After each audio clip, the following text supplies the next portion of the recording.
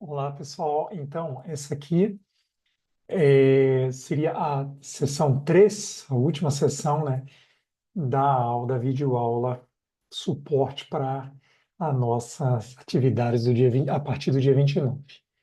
Vamos lá? Já vou subir para a gente sem perda de tempo, né, procurando fazer vídeos bem curtos para que vocês não se cansem aí de vendo, né? Vamos lá. Comunicação é o terceiro e último fator importantíssimo numa mesa de barganha, na mesa de ajuste mútuo, onde você vai interagir conversacionalmente com a outra parte. Comunicação é fundamental, gente, porque através da comunicação a gente transmite muita coisa. E essa comunicação não se restringe à comunicação verbal, é comunicação em todos os seus aspectos, verbal e não verbal. Então, veja, é, a comunicação, ela vem do latim do verbo comunicare, que significa comum, tornar comum, compartilhar, trocar opiniões, conferenciar, associar.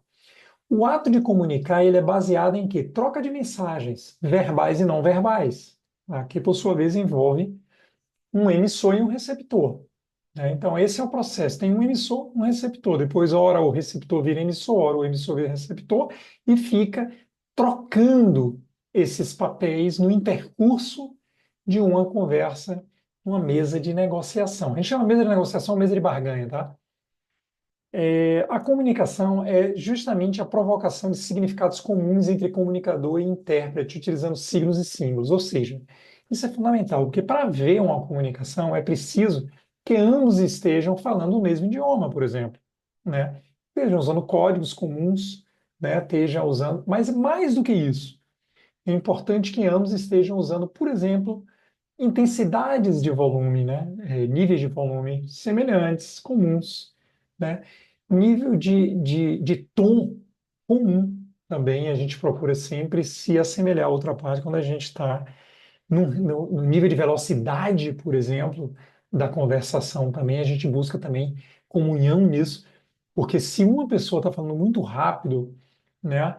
Se uma pessoa normalmente, a outra parte costuma falar muito rápido, você tem que buscar esse nível também, né? Você não pode ele ficar falando rápido e você ficar falando em câmera lenta, porque isso cria uma desconexão, isso desalinha a química entre parte e contraparte.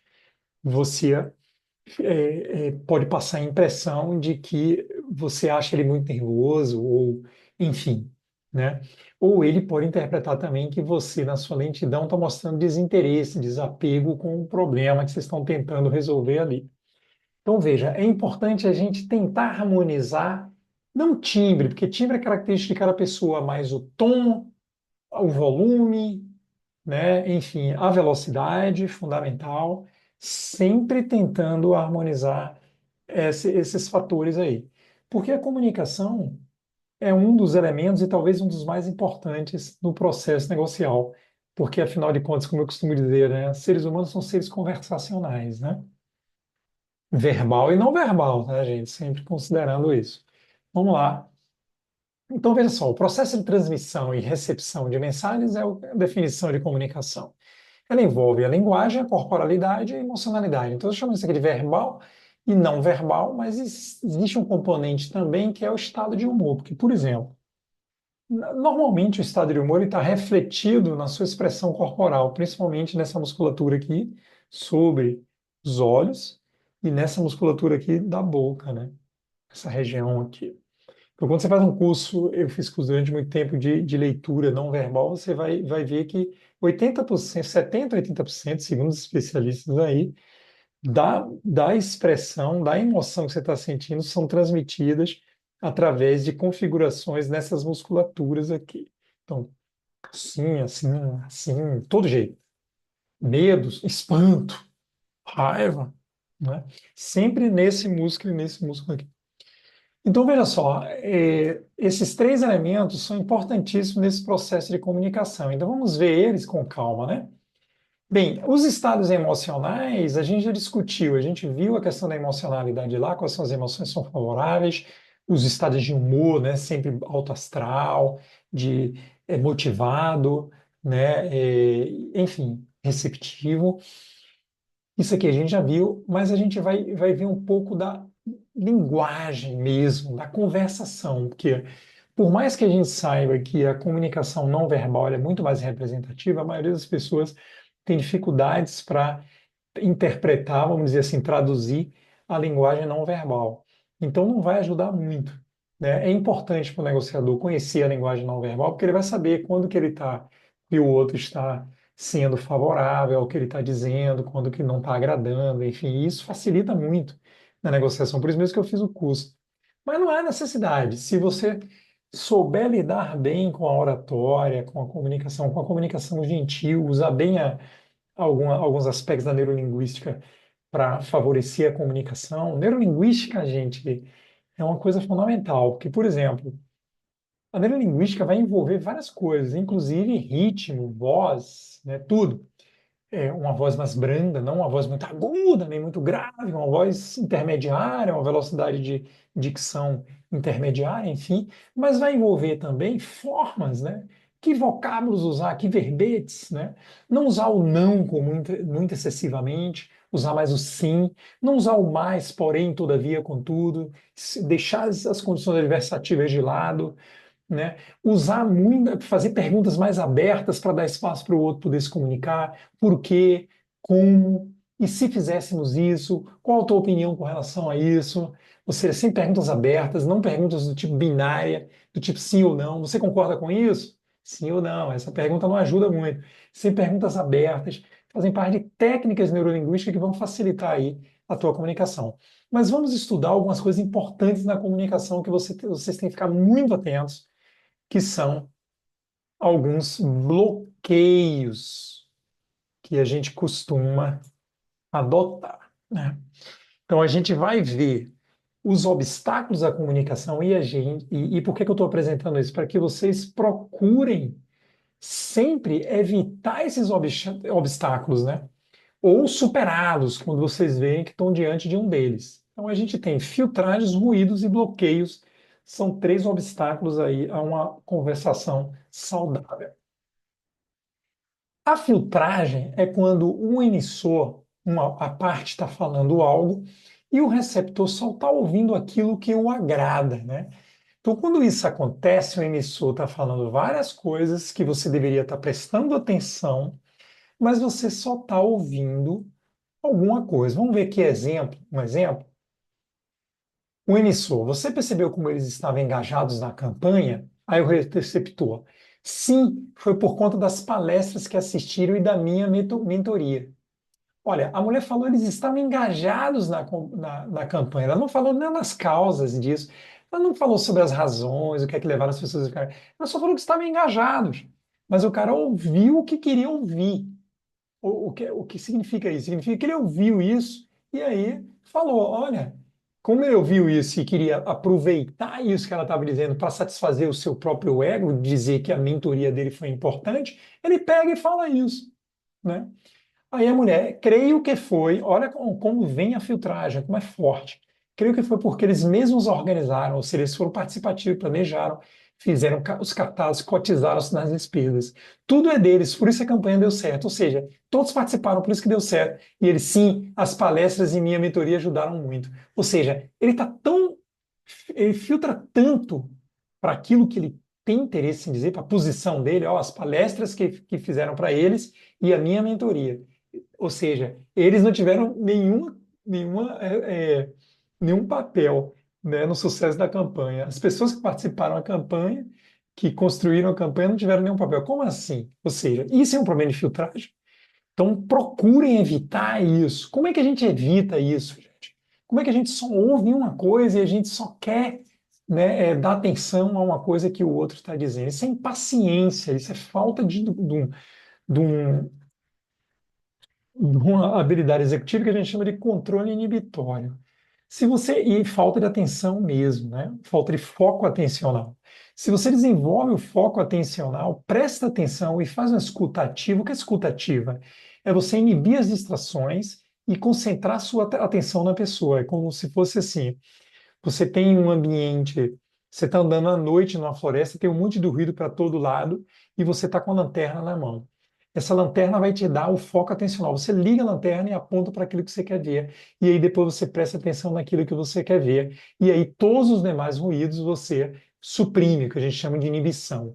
Então você inibe os ruídos e foca a sua atenção. Aí você vai ter aquilo que a gente chama de escuta ativa. Na neurociência é controle inibitório, foco atencional, atenção concentrada, atenção focada e sustentada. Porque se a pessoa falar durante muito tempo, você tem que ter paciência e ouvir ativamente durante muito tempo. Então, é atenção seletiva e atenção sustentada. São três construtos aí da neuropsicologia, né? Vamos adiante. O segundo grande obstáculo à comunicação é a mensagem distorcida ou mal interpretada. Então, veja, o emissor fala algo, né? Ele fala algo aqui. O receptor meio que distorceu, né? Porque ela botou duas retas paralelas aqui, ó. E ele veio essa reta meio que enviesada, ou seja, ele distorceu a mensagem que entrou. É como se ele tivesse usando o seu conteúdo mental, né, suas crenças, valores e tudo, para transformar o que o outro diz. Ou seja, a percepção dele sobre a mensagem do outro transformou a mensagem do outro em outra coisa. Vamos ver o exemplo? Sei bem o que ele quis dizer. Quando ele falou em vadiagem, referiu-se a mim. Não, não foi isso, você interpretou mal. Não, você não viu como ele olhou para mim? Ora, ele olhou para todo mundo da mesma forma. Ele está me marcando. Veja bem. Isso é real, gente. Acontece isso, tá?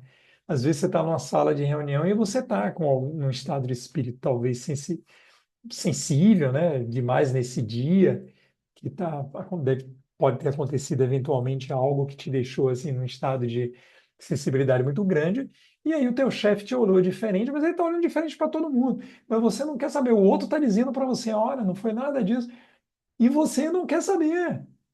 Enfim, né? É isso, tá? Então, veja, esse ruído é um problema.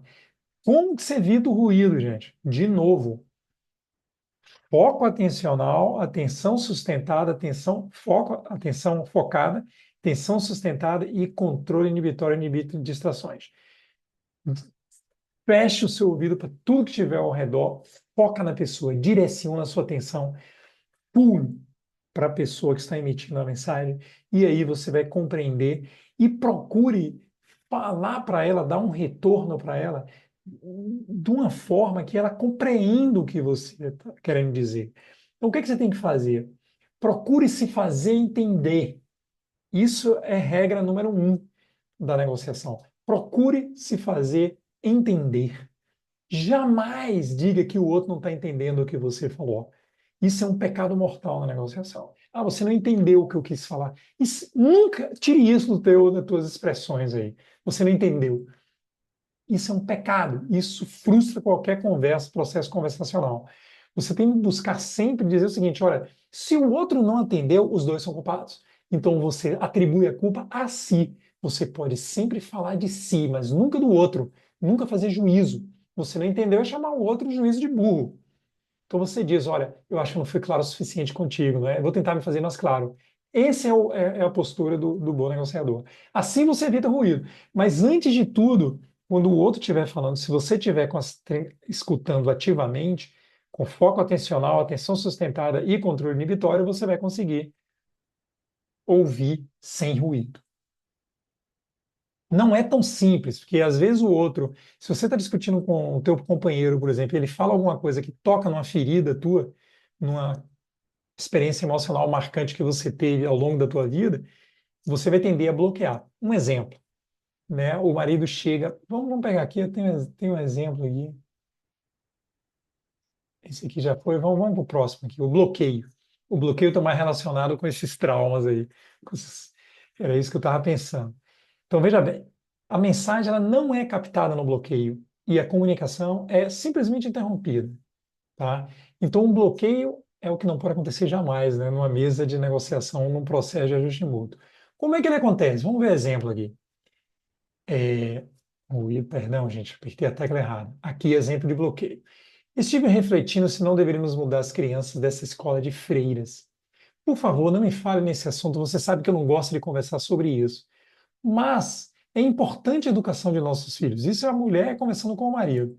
Não, por favor, não. Você já sabe o que eu penso. Ou seja, o marido foi extremamente grosso com a mulher. Por que isso? Porque certamente essa questão para ele é tão forte, se trata de crença, né? Ele deve ser um católico fervoroso, sempre estudou em escolas católicas fervorosas, e aí colocou os filhos em escolas de freira, escolas católicas apostólicas romanas. Quando a mulher toca no assunto, e eles já devem ter tido essas conversas no passado, onde ele disse: Eu não admito tirar meu filho e botar em escolas modernas, eu quero em escolas tradicionais da religião católica.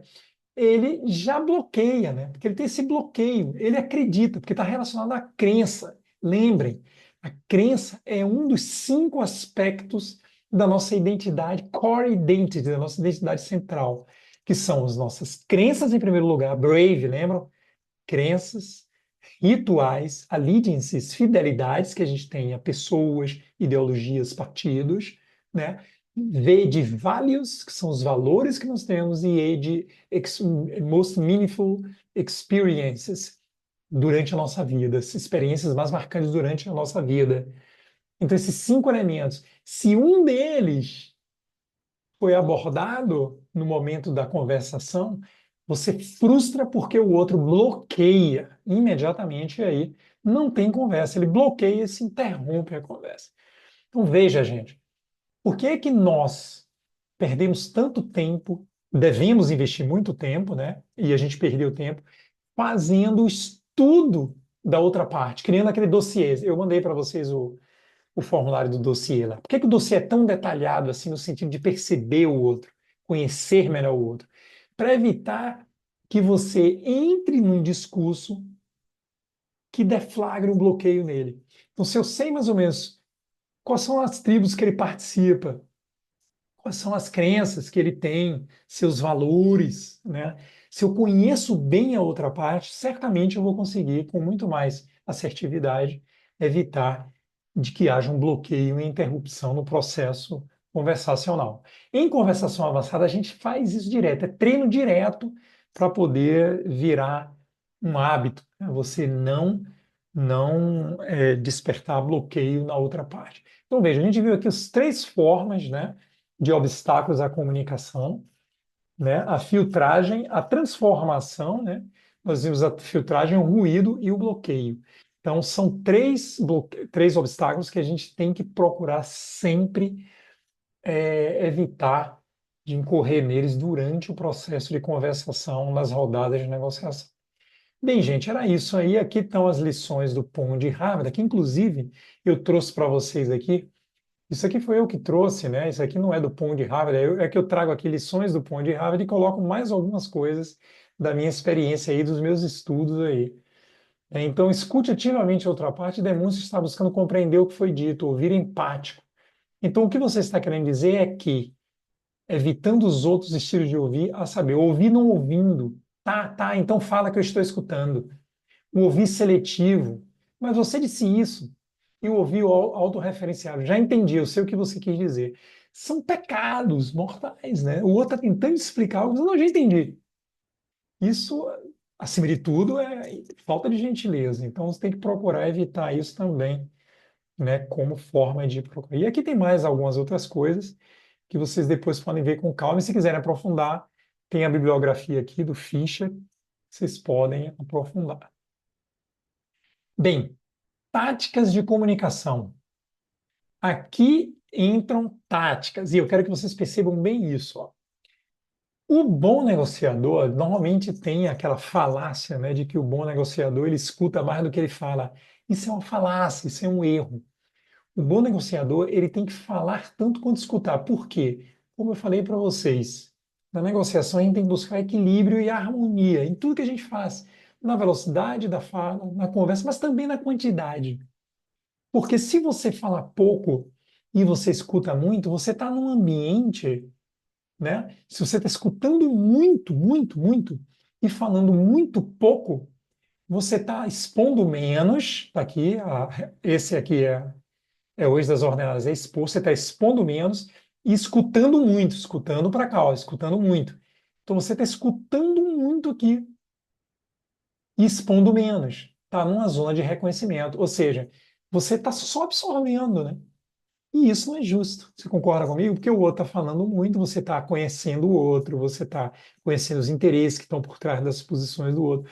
Você está se favorecendo do processo conversacional.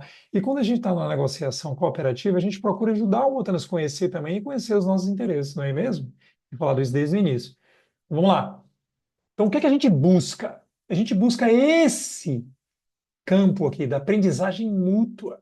E para isso eu preciso expor muito e escutar muito. Como que eu faço para escutar muito? Indagando. Se o outro for tímido, se o outro falar pouco, você vai puxar ele para a conversa. Você vai falar e no final de cada sentença você vai fazer uma pergunta. Eu não sei se você recorda nas primeiras aulas lá, quando eu falei para vocês que um negociador ele sempre termina uma frase, quando ele está nas conversas, ele sempre termina uma sentença do diálogo dele ali, né? Uma expressão na vez dele de falar com uma pergunta. Ele nunca termina com um ponto, né?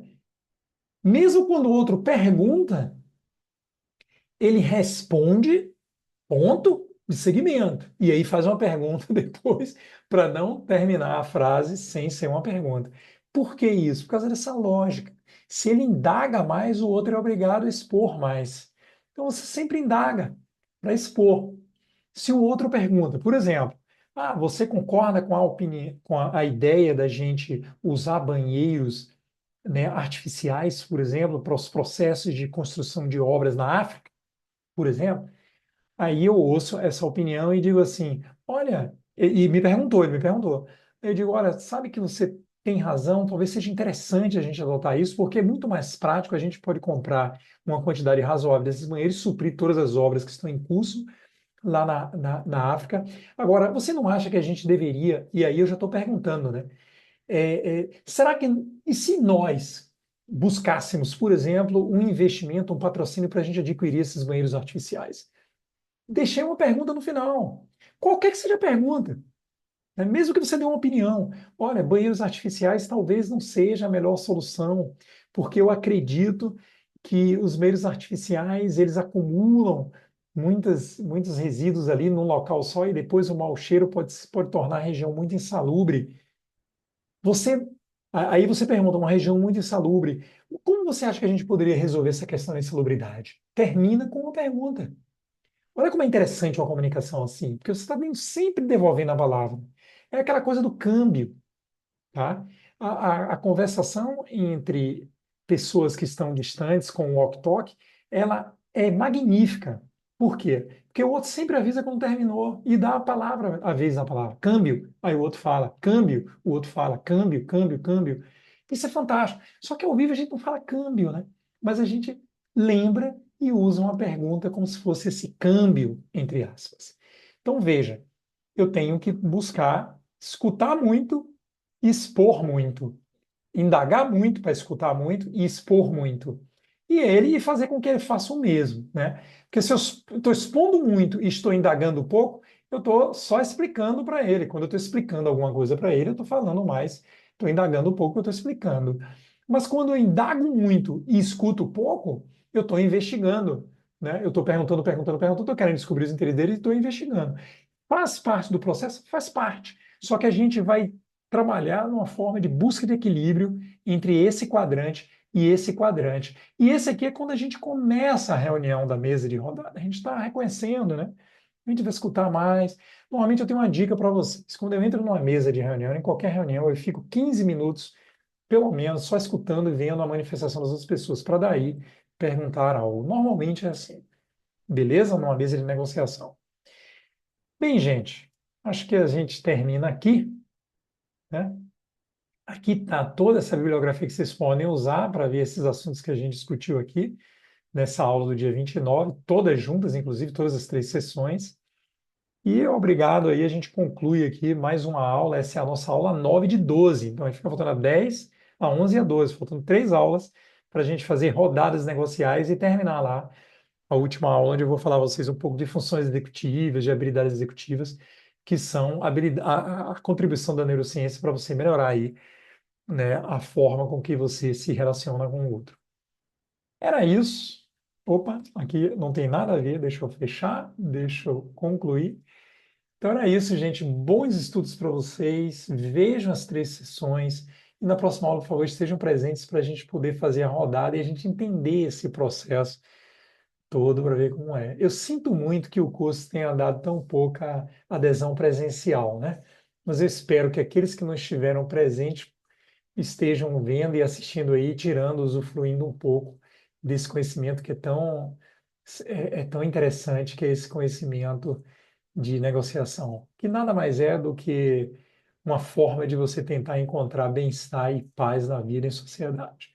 Forte abraço e até a próxima.